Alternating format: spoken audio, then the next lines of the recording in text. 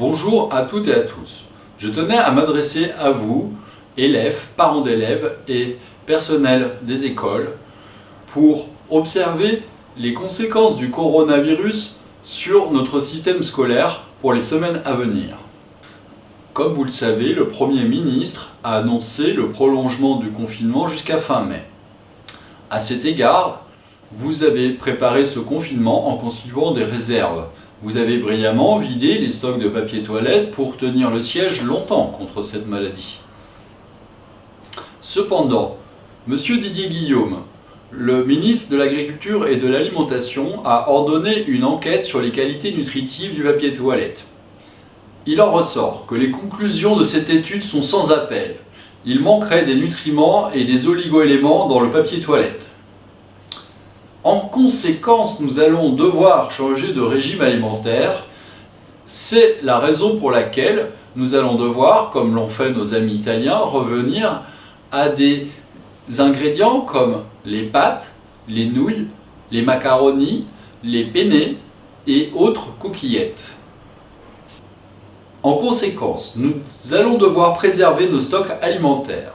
C'est la raison pour laquelle, après une longue concertation avec les différents ministères concernés et les enseignants, nous avons décidé une mesure exceptionnelle correspond à cette situation sans précédent.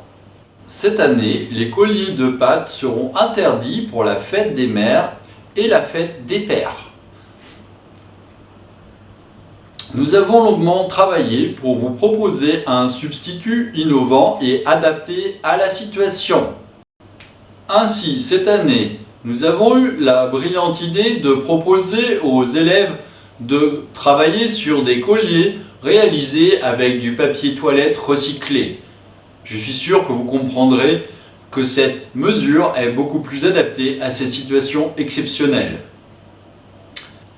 Les écoles étant fermées, nous avons travaillé sur la continuité pédagogique pour tous les élèves.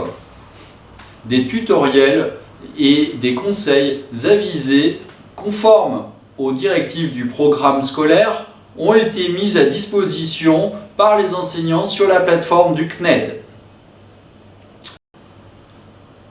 Dans la sérénité et la solidarité, nous allons faire face collectivement à cette situation. Et je vous en remercie.